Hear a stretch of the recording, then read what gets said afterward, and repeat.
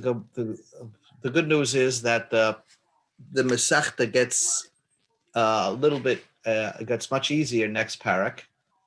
As always, we go through in Daf Yomi interesting but very involved Gemaras. And this is one of those sugyas today and yesterday, and we'll continue a little bit today, but it's interesting. We're starting from Daf. Today's Daf is Daf Ayin Gimel. We're starting from Ayin Beis, Amud Beis, Amud Sheni. When the lines get wider, 1, 2, 3, 4, 5, 6, 7 lines from the wide lines, with the beginning of Yosiv Rab Zera. We are discussing over here. We've discussed this before.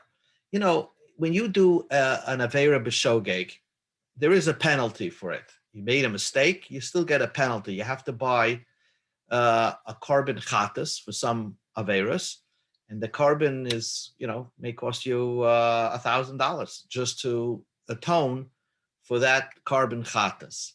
But we learned something fascinating in the Mishnah, that sometimes you are potter, according to the opinion of Rabbi Yeshua and Rabbi Meir, if somehow what made you do this Avera B'Shogeg was somehow you were involved in a mitzvah. The mitzvah distracted your head and made you a little bit all confused. You are potter from a carbon chatas. But Rabbi Yeshua said that you had to have done a mitzvah in the interim. It's not like you did an Avera and you didn't accomplish anything. You had to have accomplished something, a little mitzvah, although you weren't supposed to do it, let's say on Shabbos. Then, only then are you potter from a korban. But if you didn't accomplish a mitzvah, Rabbi Yeshua is of the opinion that then you're still chayav a carbon katas. Okay, so let's begin. Listen to this case. Yosef Rab Zera, Rab Shimon bar Yitzchak, Akila de Rabbi Shmuel bar Rabbi Yitzchak. Rab Zera and Rab Shmuel bar Rabbi Yitzchak were sitting Akila. Akila is like on the porch of, is that what it is? Rashi says Akila lifnei habayis. So they were shooting the breeze. When the Amoraim shoot the breeze, they enter into a nice discussion of Torah. And they were sitting and talking, and they said a statement. Rab Shimon bar Lakish. Rab Shimon bar Lakish said, "Nischalef loy shaput shel noise b'shaput shel soli v'acholi." Let's say a guy had 2 skewers in front of him of meat, right, on a stick. One of them is noser meat, leftover kachim. It's an avera to eat that. One of them is kachim meat, which is a mitzvah to eat. The Rashi brings a pasuk that there's a mitzvah to you to eat kachim meat. Va'achlu oisam ashakupa behem. So there's a mitzvah to eat. So now you have 2 skewers in front of you. One is noiser, and one is regular kachim meat. And you ate it, and it turns out, obviously, that you ate the noser meat. Chayev. You're chayev to bring a carbon chatas, because at the end of the day, you did an avera, eating nosar. Now, that's what Rab Shimon ben Lakish said. Rabbi Yochanan said, let's say a guy has relations with his wife, and his wife is ishtay nida. His wife is a nida, ball. He made a bia with his wife that a nida, by mistake, obviously. Chayev, you chayev a carbon chatas. Now, one can argue and say that having relations with your wife is a mitzvah. And you do, and at the end of the day, you did have a mitzvah with your wife. So why you chayav a carbon chatas? So the Gemara is going to discuss that, and the Gemara is going to say that it's talking about that at that time, there was no mitzvah to be with your wife for a side reason, not because of the nida reason. The nida is the avera. Another reason why you shouldn't have been with your wife anyway. And therefore, you chayav a carbon chatas because you didn't do a mitzvah. Yivimtoi nida bal. But let's say you're supposed to marry a sister-in-law. You know the halacha of if your brother-in-law, a person's brother dies, and then his wife falls to Yibam, the Yavam, the person who's marrying her, has relations with her, and she turned out to be a nida. So while he's getting married to her, he does bia. He does bia, but she's a nida. So he did a mitzvah of marrying his Yavamta, but she turned out to be a nida. So the answer is potter. Rabbi Yochanan said, in that case, you wouldn't have to bring a carbon chatas. Now, what would Rabbi Yochanan hold by the first case of Rav Shimon ben Lakish with the skewers mixed up of Noiser and Tzoli? Ikad the Amri, some say that Rabbi Yochanan would say, Kolshkein by Hida Mechayev. In the case of the skewers, you never did a mitzvah. So certainly you'll chayev, because at the end of the day, you ate the Noiser meat and there was no mitzvah. So therefore, you certainly chayev a karban chatas. With the Ishtei Nida, there is some sort of like shmek of a mitzvah because you're with your wife and you're doing a mitzvah of having relations with your wife. So madach, in the case of Nida, he says Yechayev a karban chatas. Certainly, in that previous case, Deloy asa mitzvah. In the case of the Noiser, you never did a mitzvah. Certainly, you'll be chayev a karban chatas. Is the Amrei others saying wrong? He would disagree with Rish Lakish. And why? Why by Noiser he would say you're potter from a chatas? By he potter. My time, what would be the reason? Why? At the end of the day, you didn't do a mitzvah. The answer is when you're with your wife, Hassam, who the reason why with your wife Ishtanide Baal Chayev is because the Havalei Lishayule. You should have asked your wife, are you a nida or not? So you're like a little bit of negligence. You're not an oinus, and therefore you're a chayev a karban chatas. But the case of the skewers, the loy Havalei Shaluli. Who are you going to ask? You have two pieces of meat in front of you, and there's no one to tell you which is nicer, which is the kosher meat. So it's almost like not your fault. Loy, you would not be chayev a karban chatas. Now the Gemara explains Rabbi Yochanan, as we discussed that before. Rabbi Yochanan, why is it that when you have relations with your yavam, who's a nida, and you're doing the mitzvah, what's the mitzvah? Marrying your yavama, right? The ka'avid mitzvah, and therefore you're potter from a karban chatas if she turns out to be a nida. Ishtoi name ka'avid mitzvah. When you have relations with your wife, especially to do the mitzvah pru'ravu, so you're doing a mitzvah. If you're doing a mitzvah, you should be potter from a karban chatas if she turns out to be a nida. Answers the Gemara, there was no mitzvah over here because we're talking about be'ishtoi mu'uberes. Your wife is pregnant, so there was no mitzvah to have relations with her to have children because she's pregnant already. So the Gemara says still, even if there's no mitzvah to have children, but there is a mitzvah to be with your wife, va'ika simchas oina. There's certain times of the month that you're obligated to be with your wife as part of the marriage contract. And therefore, that simcha oina is a mitzvah. And therefore, even with your own wife, there's a mitzvah.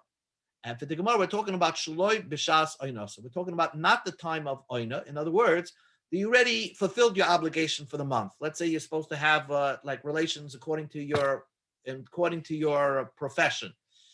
You're supposed to have relations with your wife 3 or 4 times a month, and you already did it already. So then there's no mitzvah of oina, and that's what we're talking about. Right, the Gemara, but even if you were yotze the mitzvah of oina with your wife for that month, Rava said, Chayev odom l'sameach ishtoi b'davar mitzvah. A person is obligated to keep his wife happy with this type of mitzvah. In other words, Rashi says, afilu shaloi b'shas oinosai im roya shemis aves loy. Even if your wife wants to have relations with you, there is a mitzvah to have relations with your wife. So getting back to this question, always being with your wife is a type of mitzvah. And if that's the case, then anytime by mistake you boil your wife who's a nida, you should be potter from a karban chatas because you're doing a mitzvah. And again, when you do a mitzvah and you do it by accident, the mitzvah sort of made you do the avera, so you're potter from a karban chatas. And says the Gemara, Samech Levista, we're talking about very close to a certain, very close to her period or time that she's going to become a nida. And there, even though she wants to do biyah, you should have avoided it because Rashi says, the Muzarin Yisrael Lifloy Minashasayim Samech Lezman Veset Nidasayim. Jews are obligated, are commanded not to be with their wives when they're very close to their time period of the month. So therefore, it was no mitzvah. That's why the case of Ishtei Nida Boil Chayet. So now, then we got to reverse the case. If the case of the wife is talking about when there is no mitzvah to have relations with your wife, it must be by the Avama. It was a case that was Samach Levista, and you should not have been boil at that time. And so there was no mitzvah there as well. So there's no mitzvah to go marry your Yavama if it's Samach Levista where you can't have relations. And says the Gemara, interesting answer. Yevimtoi bazez mine. Yevimtoi, you're pretty shy to ask her because you never were married to her before. So you're not gonna, the first time you're gonna be with her, you're not gonna ask her, are you, is it Samach Levista? So therefore, it's understandable that the mitzvah caused you not to ask and to have relations with your Yavama. Ishtoi, but if it's your own wife, loy bazez mina, you're not ashamed to ask. And therefore, you're pretty much negligent that you should have asked your wife, are you Samach Levista? Are you a Nida? So therefore, if you didn't ask and you end up being boiled, your wife who's a Nida, you'll be chayav a carbon chatas. So now the Gemara asks a question. Rabbi Yochanan, come on. Now here, Rabbi Yochanan said a very interesting thing. He said that if you boil a person who's boiled his Yavama, he is potter. Why? And she turned out to be a Nida. Yevimtai Nida Baal is potter because you're doing a mitzvah. You're marrying your Yavama. But who's of the opinion like that? Because Rabbi Yochanan is saying that when you're doing a mitzvah and you did it and you're doing an Avera B'Shaygig, so while you're doing the mitzvah, you're doing the Avera B'Shaygig, you're potter from a chatas. Who does he hold like? Now, it's easy to say that he holds like Rabbi Yeshua in the Mishnah, right? That you're going to tell me. Rabbi Yeshua in the Mishnah says the same thing, that what we learned the whole about yesterday. But you're going to see there's another reason why you potter in our Mishnah. Let's see. First, the Gemara says, Ilema, do you want to say Rabbi Yochanan held like Rabbi Yossi? Now we learned in the Mishnah, Rabbi Yossi Omer. Rabbi Yossi says, Yom Tov Harisha Shechag, the first day of Sukkot, Shechol Yas B'Shabbos. Now, in the Beis Hamikdash, they used to shake the lulavs in Shabbos in the Beis Hamikdash. But the first day of Yom Tov, and you live near the Beis Hamikdash that fell out on Shabbos, v'shachach, and you forgot it's Shabbos, v'hoitzi es a lulav Rishus Rabbim, you took your lulav to Rishus Rabbim, potter. Why? Because what caused you to take this lulav and carry it in Shabbos? Because you really wanted to do the mitzvah, shake the lulav in the Beis Hamikdash. So therefore, Rabbi Yossi says, while you're doing a mitzvah, you do an aveira, you potter from a carbon chatas. So maybe Rabbi Yossi is the source of Rabbi Yochanan. Answers the Gemara, Dilma shani hasam dizmanoi bahol. The reason why you're really being busy with this mitzvah is because it's a certain time that you could shake the lulav.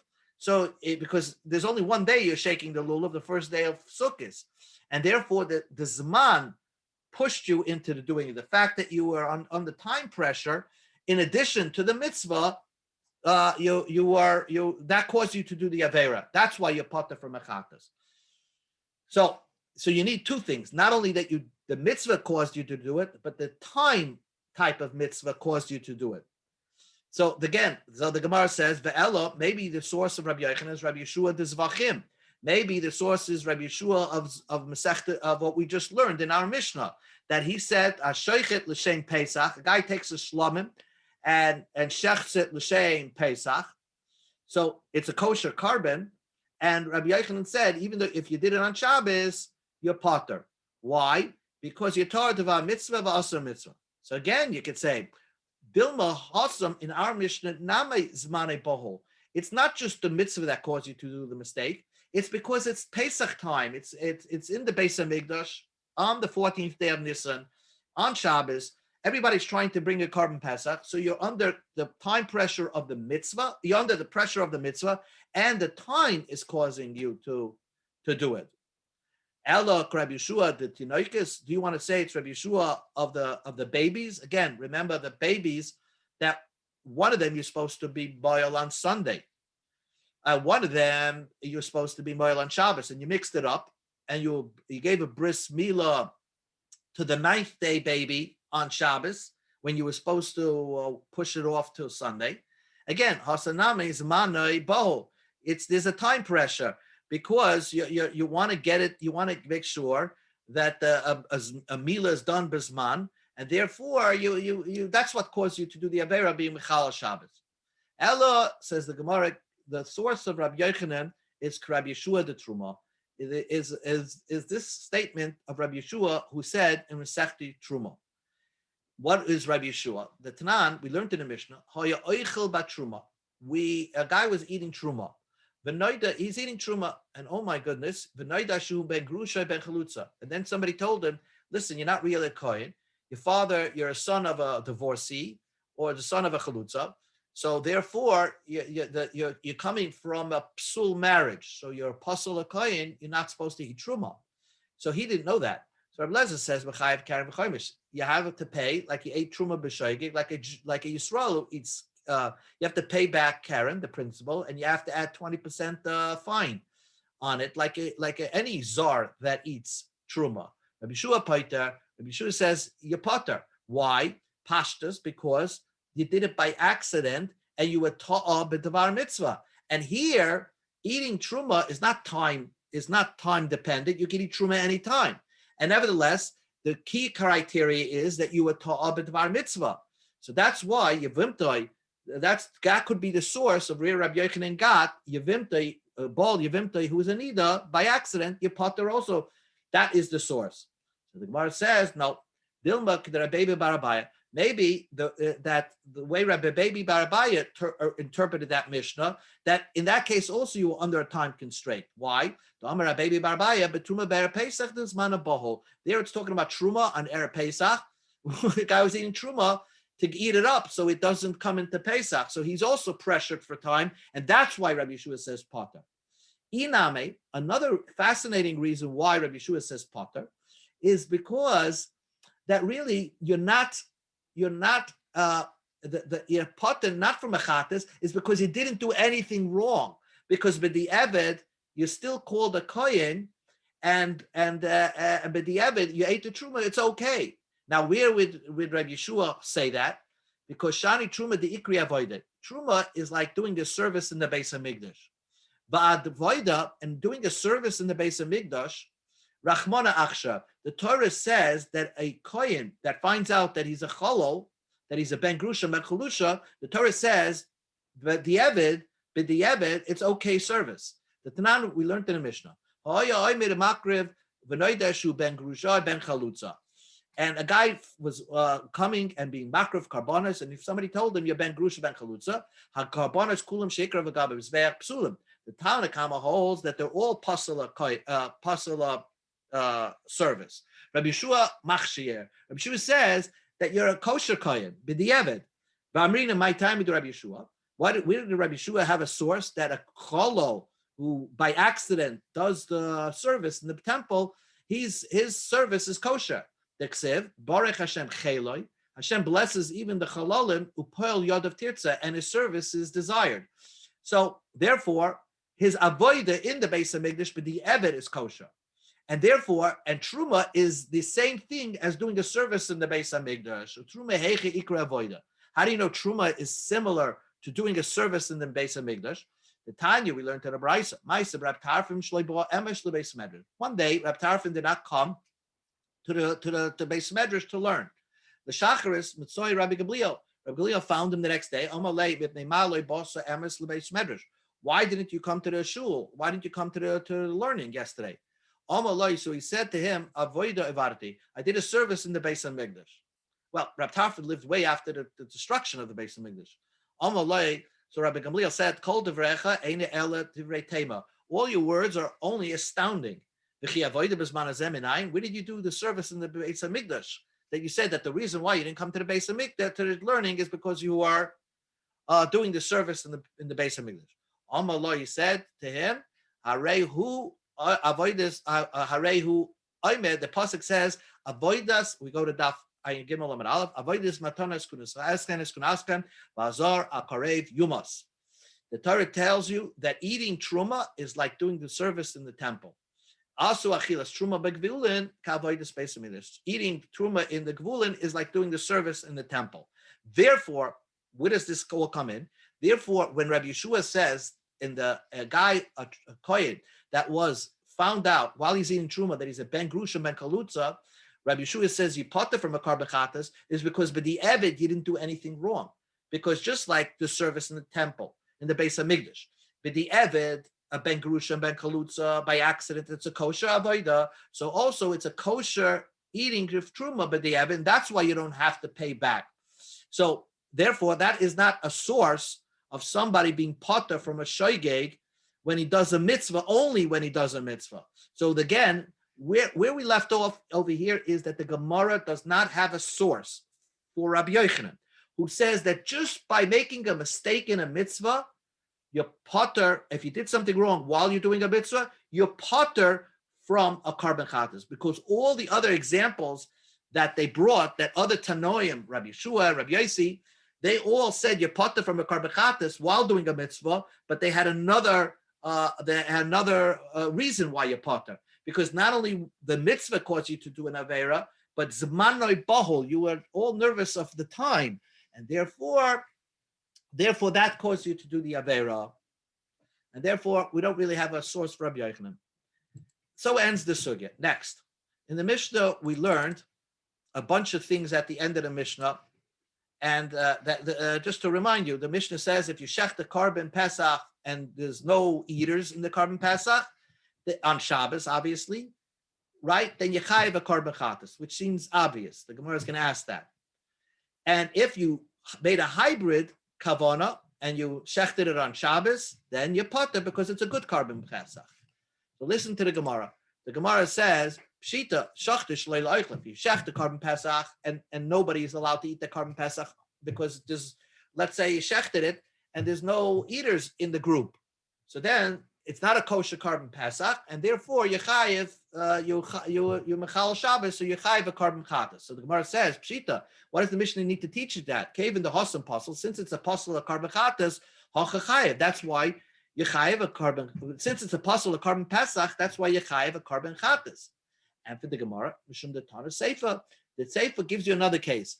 That means if you hybrid, if you actually had shaloi lo oichlov and oichlov, then you're potter. If you shechted a carbon Pesach for a hybrid kavana. Why? Because it's a kosher carbon Pesach. That's why it says Tana Reisha Chayiv. That's why in the Reisha it says Yechayiv a carbon chatas, because it wants to say the Seifa. The Seifa is also simple. Mishum the Hossam kosher, since it's a kosher carbon Pesach, that's why Hacha potter. You're potter from a carbon chatas. If you shechted on Shabbos a kosher carbon Pesach, certainly you're potter from chatas. Again, what would be the chiddush of the Mishnah? Ella, I did the Tana shachta shleil shmoi b'Shabbos, Tana name shleil oichlov. Since the Mishnah started off, the beginning of the Mishnah says a Pesach that you shechted it, a carbon Pesach on Shabbos, that you shechted it for a shlomim, let's say, on Shabbos, and you passled the carbon, chayiv olav chatas. That's how the Mishnah started. And that's the whole point of the Mishnah. So the Gemara says, wait a second. Hanami, taninami, he gave a lameli. Why do I need that to teach me? That's because that's also pretty simple. You mechalel the carbon Pesach by having in mind that this is a shlomim, you passel the carbon Pesach, and therefore you chayiv chatas. And the Gemara, the whole Mishnah is to teach you, the whole Mishnah is coming to teach you the case of Rabbi Lezer and Rabbi Yeshua, where they're arguing. Their arguing is the opposite. A guy was walking in the base of Migdash and picked up an animal, thought he's going to shecht a carbon Pesach, and somebody told him, no, it was a shlomim. So it was a shlomim that he was makriv by accident as a carbon Pesach, and therefore it remains a kosher shlomim. Rabbi Lezer says you still chayiv a carbon chatas because you bechal Shabbos. Rabbi Yeshua says potter because the mitzvah caused you to do that avera, and that's the whole chiddush of the Mishnah. The whole chiddush of the Mishnah is to teach you the second case of the Mishnah that it's a machloikis. Zok the Gemara, Amalei. This is a very interesting case, and this is something that really, if you're astute in the Mishnah, it should have hit you right away. The question that the Gemara is going to deal with is: if you shecht a pasal of carbon Pesach on Shabbos, why should you be chayiv chatas? We know that in order to be mechal Shabbos, you have to do a constructive malacha. When you shecht an animal, let's say on Shabbos, a regular animal, you did a constructive malacha because now you can eat that animal. So if you did it on Shabbos, you're chayiv. You did a malacha on Shabbos. But here, the Mishnah is telling you in a number of cases that you chayiv a carbon chatas, even though the carbon Pesach is going to be pasal. And the question is why? Amalei Rav Huna Bar Chini Lebrei. Rav Huna Bar Chini said to his son, Ki alzalt l'kamed Rab Zrika. When you're going to come to visit Rabbi Zrika, Boyamene, ask him the following question. And the following question goes like this. The divrei ha'omer mekalkel b'chabur pata. According to the opinion that if you do a damage by wounding somebody, or let's call it mekalkel b'shchita, you potter, because you need to do a constructive surgery. A constructive surgery, like say cutting out an appendix, that's a constructive surgery, that's a malach on Shabbos. But to wound, just making a wound on Shabbos, it's a kilkel, it's destructive act, and you potter. So the question is, the Mishnah says that you shecht without the food, with nobody going to eat from the carbon chatas, you chayev chatas, because it's a pasala carbon chatas, because a chatas that has no eaters is a pasala carbon chatas. So again, why would you chayev a carbon chatas for your avera? Ma tikin, what positive result did you do there? Answers the Gemara, tikin, your positive result was, im alu, if b'diavad, you brought this carbon on the mizbeach, lo yerdu, you don't have to bring it down. So b'diavad, if you taka would bring this pasla carbon pesach, so to speak, because there's no eaters onto the mizbeach, it would be okay. And therefore, that was the constructive part of the shechita. Okay. The next part of the Mishnah said, Shchat toiv v'nimtzei balmum. You shecht the carbon pesach on Shabbos, and you found out it was missing a leg. Chayev. So the Gemara says, again, why would I be chayev a carbon chatas? The shechita is a puzzle of carbon pesach. Ma tikin, what constructive thing did you do? And for the Gemara, tikin bedukin sheba'ayim. You made a constructive thing. For example, the mum that we're talking about is a cataract in the eye. And Rabbi Kiva holds that this type of mum is not such a solid mum, and therefore, b'diavad, if you brought that mum, if that carbon on the mizbeach, it's okay. I'll leave it to Rabbi Kiva, the Amma, who said, Im alu, if you brought it onto the mizbeach, lo yerdu, don't bring it down. Fine. Says the Gemara, shechatay v'nimtzer treifa b'seiser, potter. If you shechted a carbon pesach, and then you've opened up the animal and you find out there's an adhesion in the lung, so it's a treifa, so it's not a kosher carbon pesach, you potter, you don't have to bring a carbon chatas, ha b'golui. But let's say it's an open treifa, you could see the treifa that was on the outside of the body, and you should have noticed it beforehand. Then, if you shecht that type of carbon on Shabbos, chayev, you'd be chayev a carbon chatas, because it's your fault. You should have checked the animal, and therefore, it's an avera of shechting on Shabbos. But again, ma'atikin, what's constructive thing did you do? You can't eat it. So what constructive thing did you do by shechting a treifa on Shabbos? And says the Gemara, tikin lohoitzi midei nevela. You masakin that it's not an nevela anymore, and therefore a nevela has tumah. If it would die by itself, then this animal would be mitama. People who come in contact with it. But now that you shechted it, the constructive thing is, albeit you can't eat it, but if someone touches the dead carcass, he would not become tameh. So Maskif la Ravina asked the question, Hodetanya, we learned in a brisa, Hashoichet chatos b'Shabbos b'chutz. Someone did an avera. He took a chatos, a carbon chatos, on Shabbos and shechted it. Okay, but b'chutz, outside the Beis Hamikdash. So, and he shechted it la'avodah zarah. And he did this all by accident. I don't know how, but he did it all by accident. Chayev oleh gimel chatoos. He's mechayev 3 averas he did. 1, shechting a chatos on Shabbos, that's avera 1. Shechting it outside the Beis Hamikdash, avera number 2. And shechting it for avodah zarah, that's avera number 3. And if he did this by accident, he's chayev gimel chatoos. Again, if he's shechting it on Shabbos, what kind of malacha did he do? It has to have a constructive purpose. You can't eat it. Ma'atikin, what constructive act is it that causes you to be mechayev avera of an avera on Shabbos? What kind of malacha is that? And you can't say that it's not an avera, it's not tomei anymore, because as Rashi explains that kroivis avodah zarah, once you designate something for an avodah zarah, it's metama afilu ba'oil. Rashi says it has a tumah on it. So you never took off the tumah. So you have this shechted animal that's still matama. It's matama because it's an avodah zarah. So what constructive act is it that you did that you chayev, because you chayev an avera that you mechal Shabbos? That you, for a bnei noyach, you shechted it, and you take it out of Aver Menachai. Aver Menachai means for the limb of a live animal, that if a guy would come to eat it, he wouldn't get killed because of it, because you shechted it, so it's not an Aver Menachai anymore. So that was the constructive act that you did, and therefore you chayev a chatas for being mechalel Shabbos. So that all that explains the Mishnah. Next, we'll start this last piece of Gemara. So it goes all the way till the end of the parak, but we'll see how much we can accomplish in the next 5 minutes. The Mishnah said, let's go back into the Mishnah.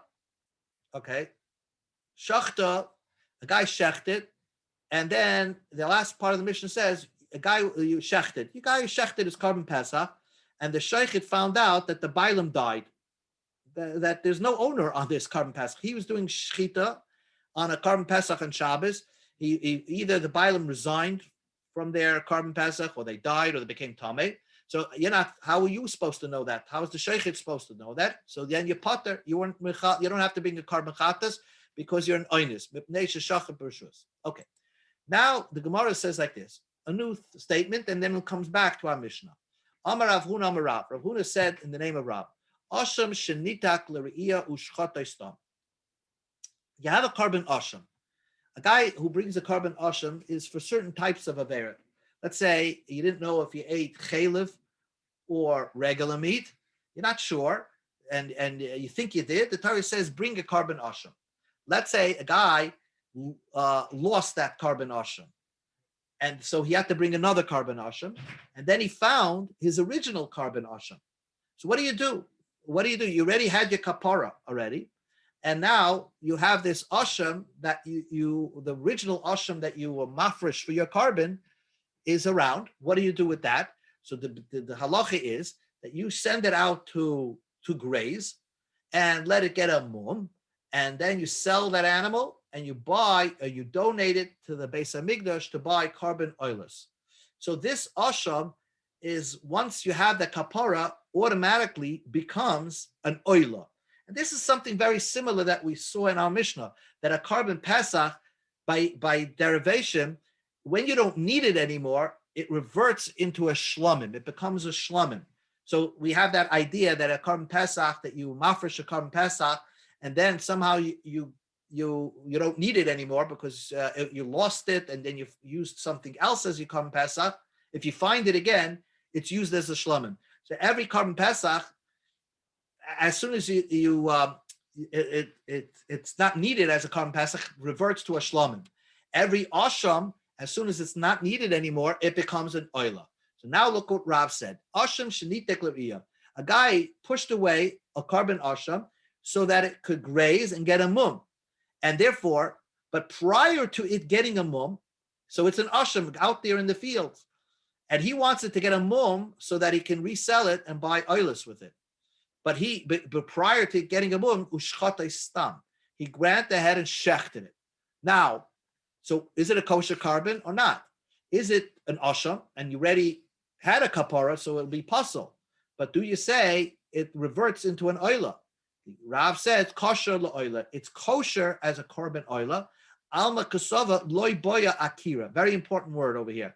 You don't have to have an intention to uproot the original name. It automatically happens. The name change automatically happens, that it comes from an asham and turns into an oila. That's what Rav said.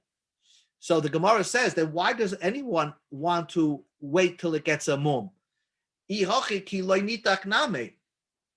before it gets a mum, before you push it away to try to get it a mum, take the asham that you don't need it anymore because you already had your kapara, and just bring it up as a carbon oila.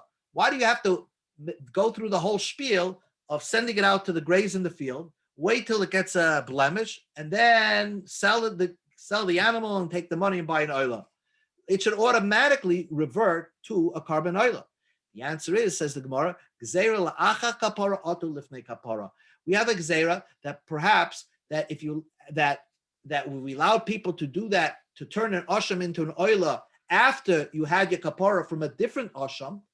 Atu, a person may do that lifnei kapara, before he had a kapara from an asham. In other words, he might turn it into an oila even before he was nischaper he get his kapara. And then it certainly doesn't work because you've designated it as an asham. As long as you didn't get your kapara from another asham, this asham is your asham. You can't turn it into an oila. So that's why we always have this idea of turning it into, sending it out to graze, let it get a mum, and then only then we turn it into an oila. But prior to that, we don't allow you to do that. But the Evid, if you pushed it away into the field and then you shechted it stam, Rav said, if you had your kapara already, it's fine. It's a kosher oila. How do we know that you turn things that how do you know that there's a gzeira acha kapara otu lifnei kapara? Now we learned in the Mishnah, asham shemeisu balam, an asham that the owner died, or shniskapra balam, or the owner had a kapara because this asham was lost and he brought another asham to replace it, and then he found the asham that he lost. So what do you do with that? Yira achi ista'ev, you send it out to graze until it gets a mum, via moch, and then you sell it, v'yiplu damav l'nedava, and you sell the money and you let the money go for a donation. Rabbi Lezer Oimer Yamos. Rabbi Lezer says you should let the animal die. Don't sell it. Don't just leave it. Let it die. For whatever reason, he holds Asham is like a chatas. Rabbi Yeshua sort of agrees with the Tanakama, and he says, no, let it get a mum, sell it, v'yavi bedam of oilav, and bring with the money an oilav. Bedam of ed, only with the money, then you could bring it as an oilav. Avagufoi, this item itself, this Asham itself, you can't bring it out as an oilav. Why? Because proof positive that your geyser, that you don't allow to bring the original animal as an oilav, because there's a gzeira that if we allow them after kapara, some people are going to do it before they get a kapara from somewhere else, and therefore we rather that you yiplu that you get a mum and then buy an oila from the proceeds of the money. Now, point being, and we're going to give another 2 minutes here. The point being over here is that when something reverts into another carbon, into another name, like this asham coming into an oila, you don't have to have intention to turn it into an oila. It automatically becomes. That's the opinion of Rav. Asks the Gemara, Eisri Rav Chizl Rav Huna. Rav Chizl asked Rav Huna, in our Mishnah we learned, Shachtoi v'noshto shemach shebaylam misyadam. Guy shechted, and then he finds out that the Bailam resigned from the carbon, or they died, or they became tummy. Our Mishnah said, on Shabbos, you didn't do an Aveira. What happens if this happened, the Tanya law, the Brisa says, Bachol, if this happened in the weekday, Ki hai gavna, something like this, what should you do with it? Yisaref biyat, burn it right away. And you don't have to, now, you burn it right away, and you don't have to let it expire. In other words, right away it becomes puzzle. Now, right away it becomes puzzle. Why? Because you shechted this, it could have reverted to a shlamim, and you shechted it as a Pesach. Because when they resigned from the carbon, or the owners died, it should have reverted by its own to a shlamim. Nevertheless, we say it's puzzle, and it's a puzzle of carbon, you can burn it right away. So the Gemara says, and here's the question, if you would say bishlama boyakira, that in order to turn something into another carbon, you need to intentionally turn it. So therefore, it didn't automatically, when the owners of this Pesach died, it didn't automatically turn into a shlamim. It remained a Pesach. So therefore, high Pesach, it's a carbon Pesach. The kivan the lesle balam, since it has no owner, havale psul begufoy. Therefore, it's a puzzle in the item itself, in the animal itself. Therefore, you don't have to wait anything. Amti lahachi. Therefore, in the weekdays, you sarf miyad. You burn it right away. So a guy who shechts a carbon Pesach, he finds out later that the owners died of this carbon Pesach. You burn it right away. Why? Because just because the owners died didn't turn this carbon Pesach into a shlamim. It remained the carbon Pesach, and you shechted it as the carbon Pesach. That's why you burn it right away. If you want to say that you don't need to intentionally turn it into the next carbon.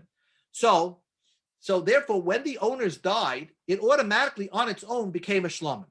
Meresha havale shlamim. From the very beginning, it's a b'shlamim. And therefore, nevertheless, this type of shlomim, you can't eat it. Why can't you eat this shlomim? It turned into a shlomim, even though that you shechted it. But pesule mishum mai, what made it pasul? Mishum davar acher, because of something else you did wrong, which is, as a carbon pesach, you shechted it. You shechted it after the afternoon tamid shabein abayim. So therefore, it's pasul because of something else, not the carbon. It's a kosher shlamim, but you can't eat it. So what should you do with it? Ibutsura boy. You should let it expire. In other words, you should let it overnight or let it expire and then burn it after it becomes nicer. The Tanya, we learned in a brisa, zaklal kol shepsula begufay, anything that's possible begufay, you sarf miyad, you burn it right away. But dam ubabalim, if it's a slight psul, like the blood spilled or the bilim died, to ubar tzirasa, you let it expire because it's a kosher carbon. You just have to let it expire and let it stay around. And then after it expires, because of lina, yaitz the basis reifa, then you burn it. So the point over here is, from our Mishnah and the brisa that describes our Mishnah, we seem to imply boya akira. That's the point. You, Rav, says that an ashram turns into an oila on its own. From this brisa, from our Mishnah, is an implication that it doesn't turn it onto its own. You have to have intentionally to turn it, just like you have to intentionally turn this Pesach into a shlamim. Ella, and this will stop over here. Ella loy tema. Don't say Rav said that it automatically turns into an oila. An ashram that you shechted it by plain, it automatically turns into an oila. That's not true.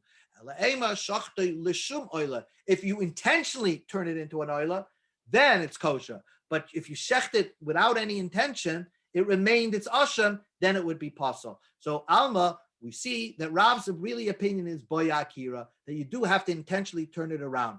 So again, we started with Rav's opinion is that he does not need akira to turn something around, to turn it into its next ashram, to turn it into an oila, that you don't need. And we conclude that you do need to do that. And therefore, if you do need to do that, our Mishnah is not a question against Rav.